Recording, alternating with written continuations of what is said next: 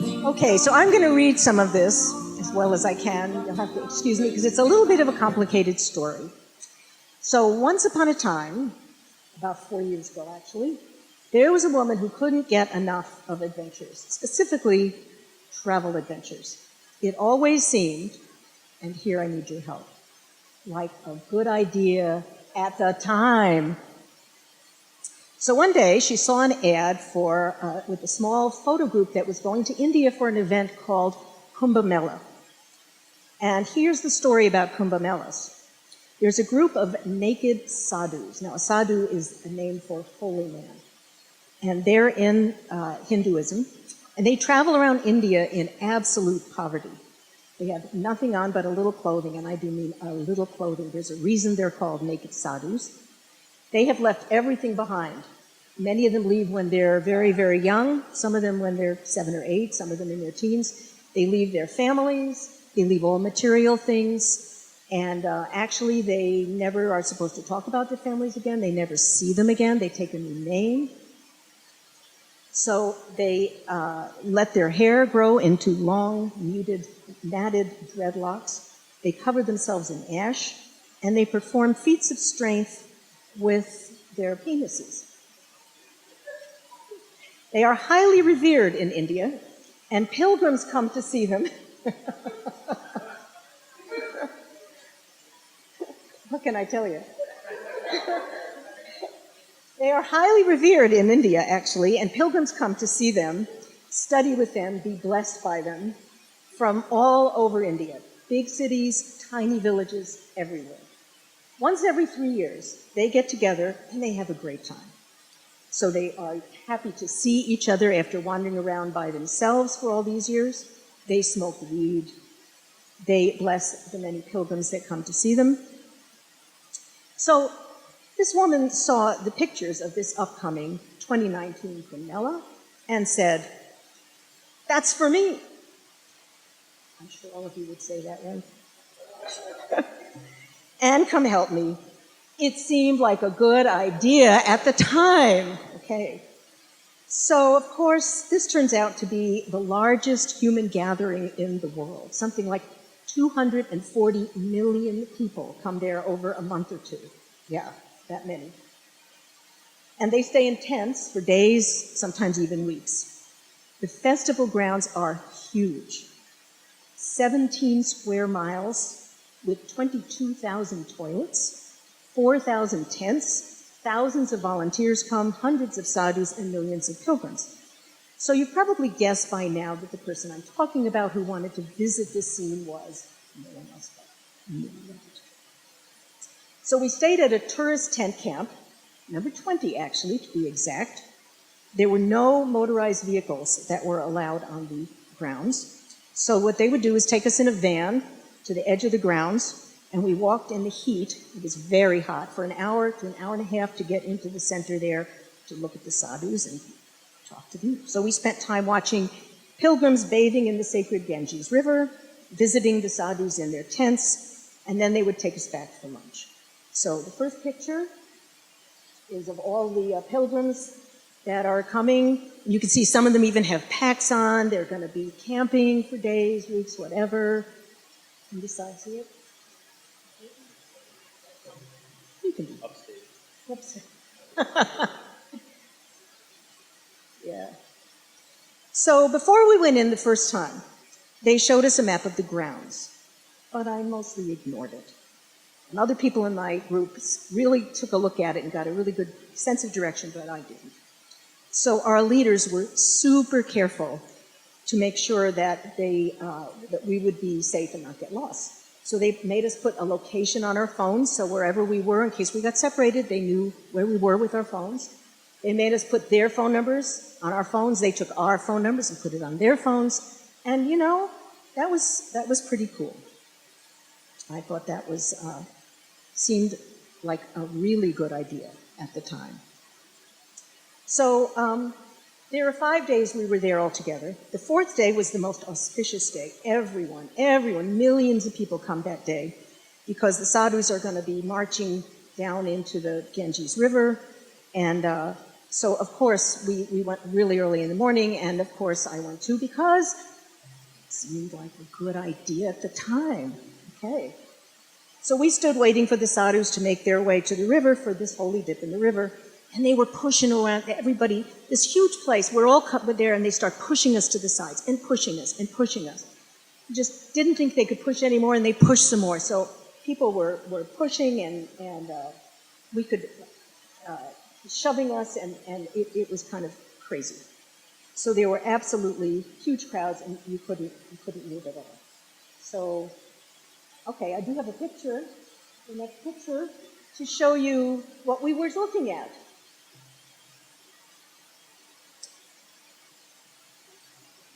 So here they are, these naked sadhus ready to go to the river. So at the end of it, I'd been taking pictures with my iPhone and my regular bigger camera, and I turned to go, and I put my hand in my pocket, and what's missing? My iPhone. Someone in all that pushing and shoving had taken my iPhone. Bad news. So the next morning was our very last day, and a lot of the people were just like, I'm not going in, I'm done.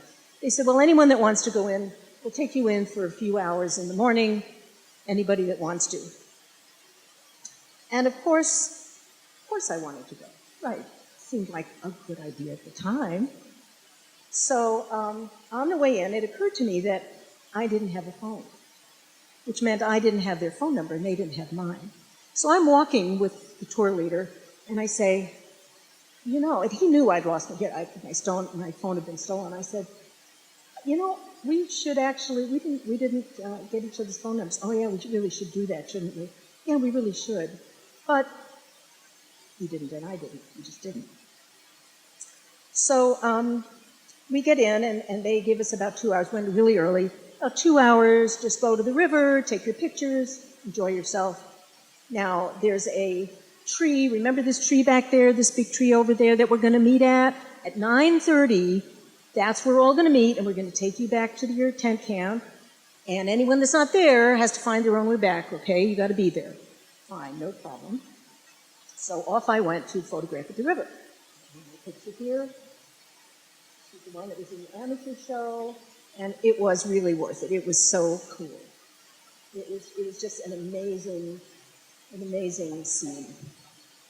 So remember that this most polluted river in the world is supposed to wash you of your sins. So around 9 o'clock, remember we're supposed to meet at 9:30, and it's not too far away.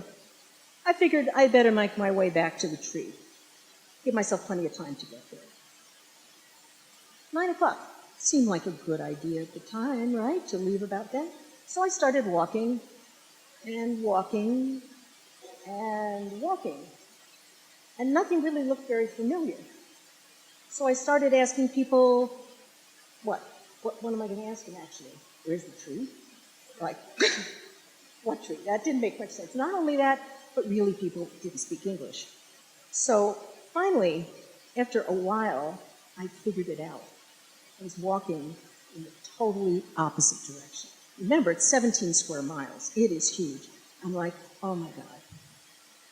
And I figured out, okay, it's now whatever time, by the time I come all the way back and find this stupid tree, they're not going to be there anymore. I knew they wouldn't. They actually waited till 10, but I wouldn't have even been there by 10. So they did leave.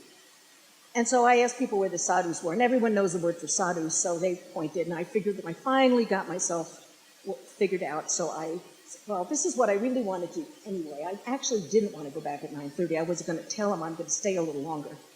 So I found myself my way to the sadhus, and I had a great time, actually, for a while, walking around, talking to them. But I hadn't eaten since 6 o'clock in the morning when we left, and it was really hot. And the sadhus were really nice, and they offered me food, but I didn't want to take any because I really didn't think it was going to be very safe. So I didn't for quite a while. So finally, I decided that it's like 1 o'clock, and I thought, I probably should get going, right?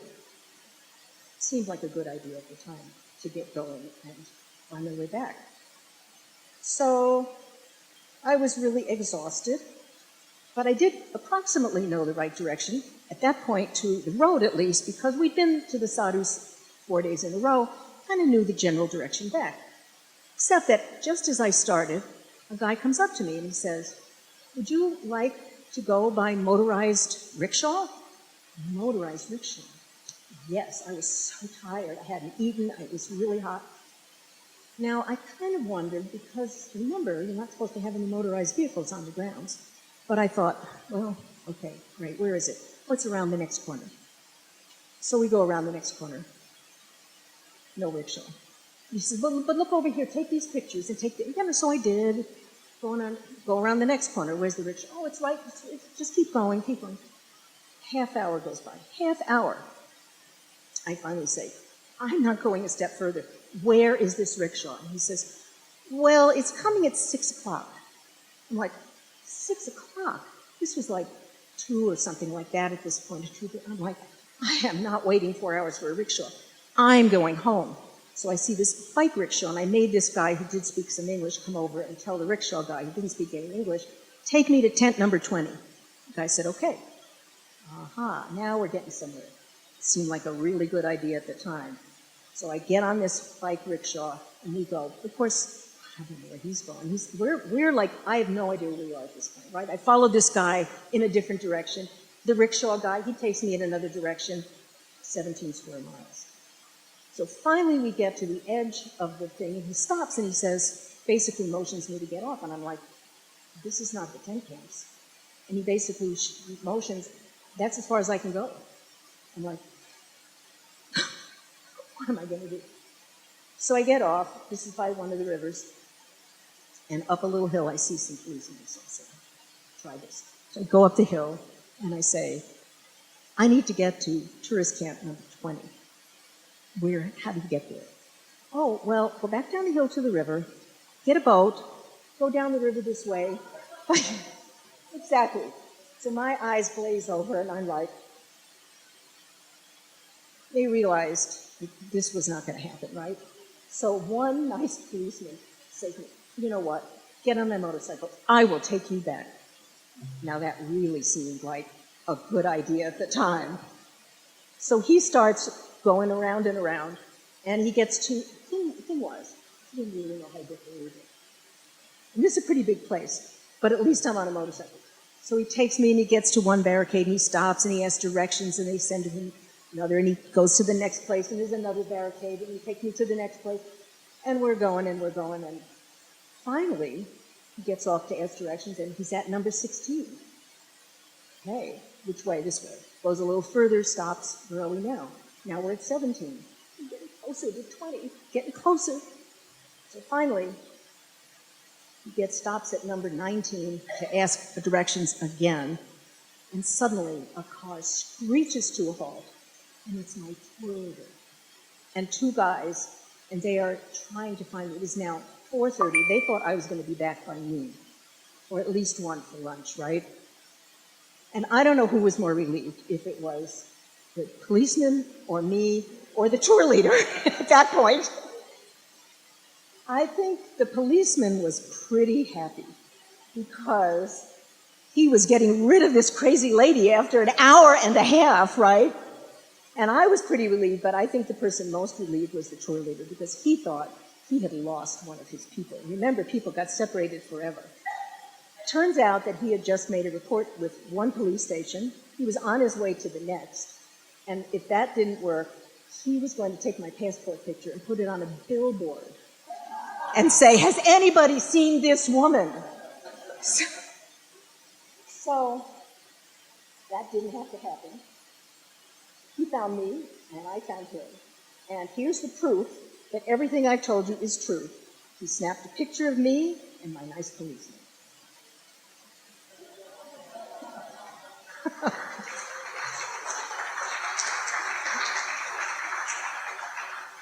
So tell me, was it a good idea to go to the Comella? It seemed like a good idea at the time, and for my money, I still think it was a good idea.